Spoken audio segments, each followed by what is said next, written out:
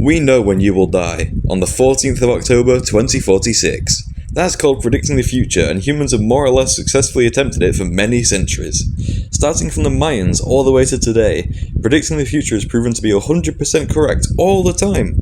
So today, we'll be reacting to some of these depictions of the future across history. Some of the first and most notorious folks to have a crack at it are the Mayans, who made that one calendar. These geezers loved anything to do with time and the future, even calculating how long an entire cycle of time would be, which is 13 baktons, or 5,125 years. Although, we are currently in the 14th bakton, which famously started on the 21st of December 2012, and the cycle hasn't ended, so me thinks that they were a bit off. Next up, Babylonians, Buddhists, and Hindus decided to make a dumb, stupid theory. They all agreed that time was cyclical, therefore there was no official future to predict.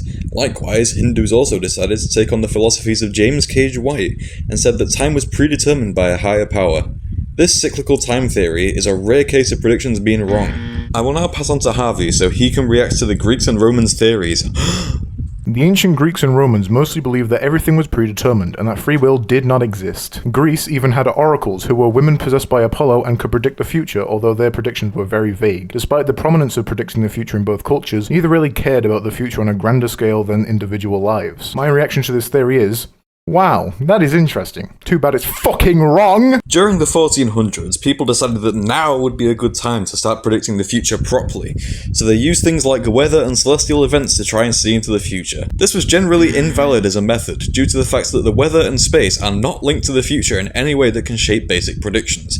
However, it could be argued that these predictions led to the invention of weather forecasts and using celestial objects like meteors to discover the past, and that's pretty cool, guys. Now, it's time for the Christians. These clowns have a thing called the Ark of the Covenant, which basically spells out what's going to happen from humanity's birth until Judgment Day. It is said that on this day, the big God will come down and host a global X-Factor to judge who's getting into heaven and who's staying. This prediction is kind of bland, as it is merely one of many end-of-world predictions which everyone has made at one point in their life. Now we can finally move away from these dumb theories and move into more realistic and cool predictions. Following the 1800s, people worldwide became more interested in technology as it advanced. One such fellow was called Unknown French Cartoonist, who made a cartoon called Voyage à la Lune, which is Voyage to the Moon. It showed his prediction for the future, that we would all have strange little bikes with fans as wheels and balloons, as well as a telescope for some reason. 6 out of 10, pretty cool idea, but also stupid idea. In 1883, one Albert Rabida made a concept of an aerial rotating house, which was included in his book The Adventures of Saturnin Farandul, which was made 3 years earlier. He also took a photograph of weird mechanical flying bird-looking things for the cover of La Guerre Infernale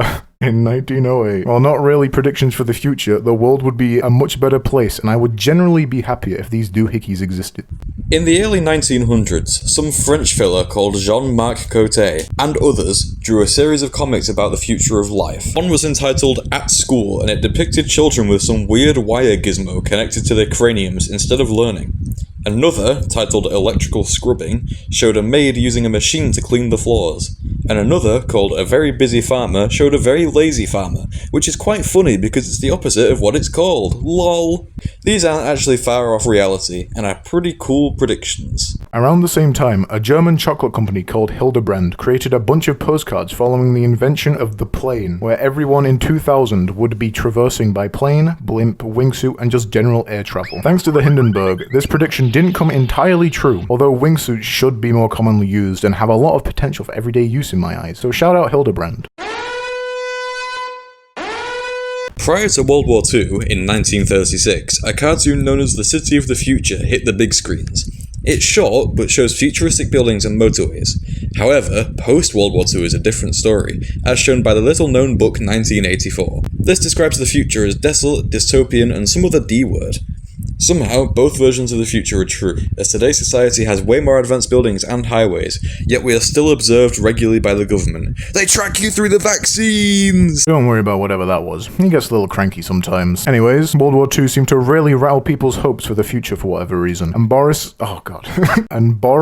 Artzybashev made an illustration depicting the advancement of missiles to the point that they eventually became sentient? Maybe? This could have been inspired by the invention of homing self-destructing missiles, since testing on them had recently started, but we don't have sentient missiles, and AI sentience probably isn't even possible. So Boris is a straight-up dumbass in my honest opinion. In 1964, Isaac Asimov made a few predictions for the future, such as that sidewalks move.